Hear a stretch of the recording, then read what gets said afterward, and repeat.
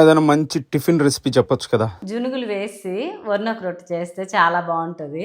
ఆ రెసిపీ చూపిస్తాను. ఈ గ్లాస్తో నేను గ్లాసుడు వర్నొక తీసుకున్నాను.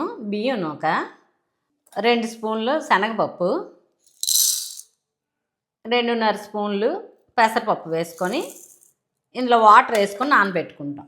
ఒక పావు గంట నానబెట్టుకుంటే బాగుంటాయి. గ్లాస్ నూక చెప్పాను కదా, దీనికి ఇవి జునుగులు 2 పిడికిళ్ళు వేసుకున్నాము. నేను వేయించుకునే పెట్టుకున్నాను.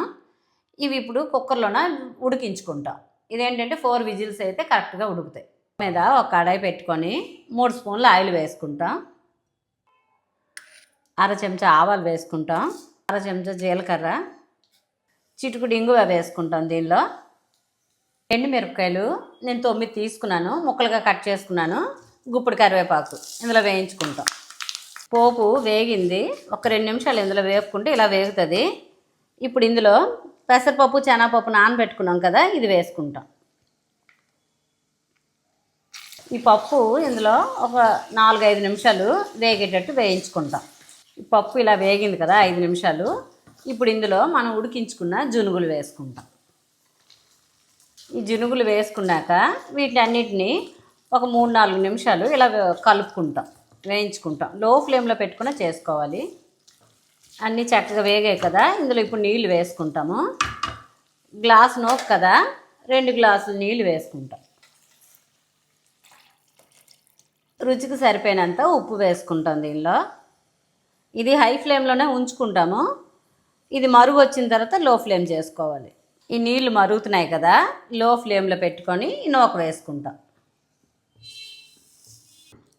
ఇలా కలుపుకొని దగ్గరికి అయ్యే వరకు మూత పెట్టుకొని అప్పుడప్పుడు కలుపుకుంటూ ఉండాలి.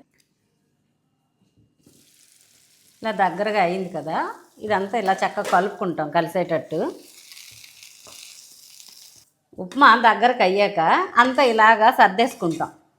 చక్కగా సర్దుకొని ఒక 10 నిమిషాలు లో ఫ్లేమ్లో కాల్చుకుంటే ఇలా చుట్టూ కొంచెం రెడ్డిష్ వస్తుంది, గోల్డ్ బ్రౌన్ లాగా వస్తే అప్పుడు అవి చూసుకొని మనం స్టవ్ ఆఫ్ చేసుకోవాలి. కాలినట్టు అనమాట.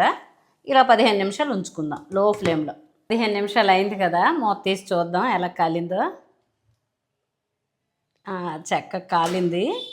చుట్టూ ఈ కలర్ వచ్చేసరికి మనం స్టవ్ ఆపేసుకుంటాం. చక్కగా కాలింది, ఇంక స్టవ్ ఆపేసుకుందాం. మీరు కూడా ట్రై చేయండి, చాలా బాగుంటుంది. ఈ లిడ్ తీసేసాక ఒక 10 నిమిషాలు ఇలా ఉంచుకోవాలి. ఇలా ఉంచుకుంటే ఆవిరి అంతా పడిపోకుండా ఉంటుంది. ఆ తర్వాత వేడివేడిగా తింటే చాలా బాగుంటుంది. అబ్బా అద్దరిందమ్మా. ఎప్పుడో చిన్నప్పుడు తిన్నాను. నీట్గా ముక్క తీసుకొని సాంబార్లో ముంచుకొని ఒక్క ముక్క తింటే ఉంటుంది. అబ్బా, నోట్లో బ్లాస్టే.